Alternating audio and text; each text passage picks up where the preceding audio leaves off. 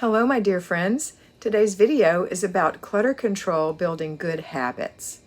And it's true, clutter control does build good habits.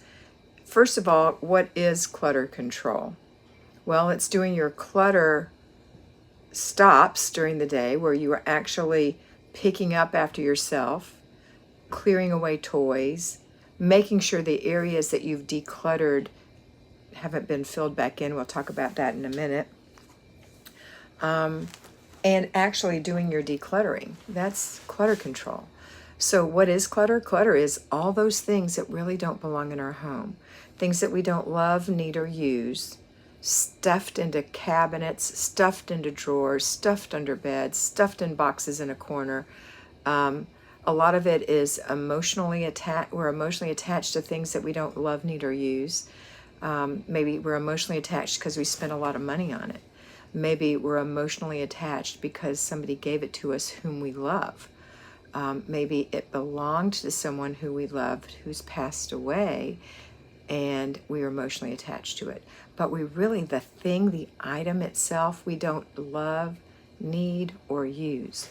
So we have to learn how to let go of those things. Getting rid of those things is going to build better habits in your home because number one, you're going to have more freedom to move in your home. Number two, it's going to look more streamlined so that when there is clutter, you're going to see it. And number three is that you're going to appreciate and take care of the things you love, need, and use, and it won't be bunched together or mixed in amongst the things you don't love, don't need, and don't use. So how does it build good habits? Well, once the clutter is beginning to be cleared away, this is what I was going to talk about later, we're going to do clutter stops. So a clutter stop, again, is the daily check 2 or 3 times a day to make sure that you haven't left a little nest of things and that your family hasn't.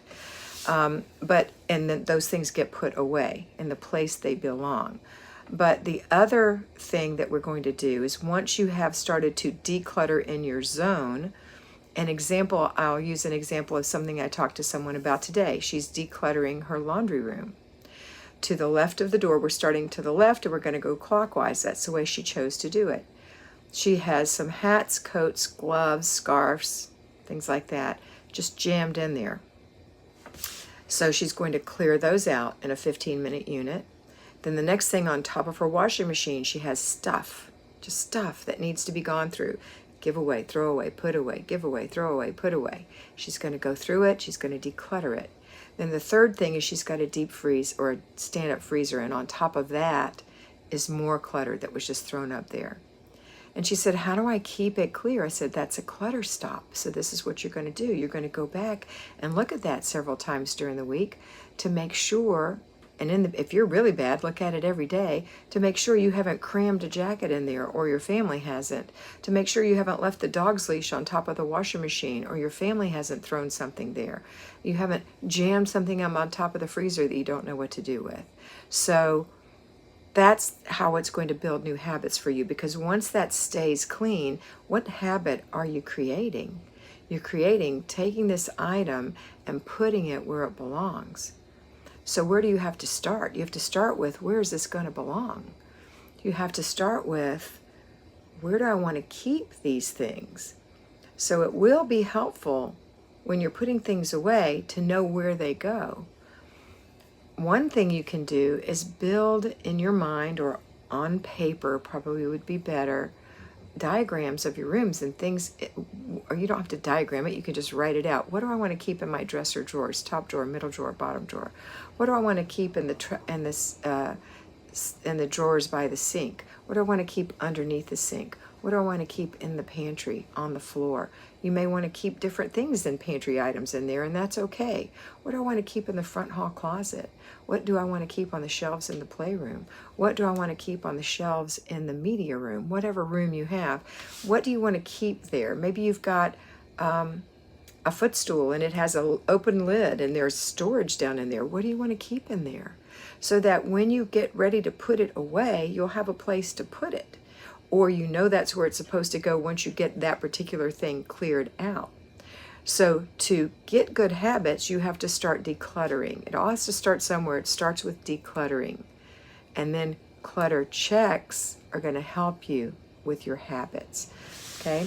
So decluttering means that you're going to follow the zones and you're going to do something in that zone. So this week when I'm making this video is zone 3, the master bathroom, the hall bathroom and one other room. So that would be like the bathroom in the hall upstairs between the guest bedroom and the children's room or whatever. That's usually the main bathroom. So that's where you're going to start. If that's all decluttered, then you're going to go work on some other rooms that are other rooms, like a laundry room, a play room, a guest room, the baby's room, the office, different rooms. Everybody doesn't have all of those rooms, but you might have 1 or 2. And you're going to work on that room until it's totally decluttered. And then the last thing is, when you're decluttering it, knowing where things go. So let's say that you're working in the bathroom and you look under the sink, and under the sink you have things that you don't want to keep there anymore.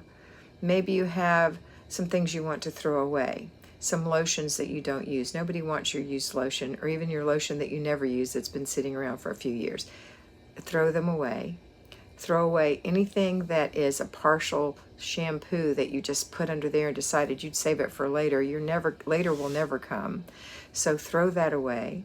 Unless it's sincerely something you're going to use. It's trash. You're not going to use it. You don't need it. You don't like it. Throw it away.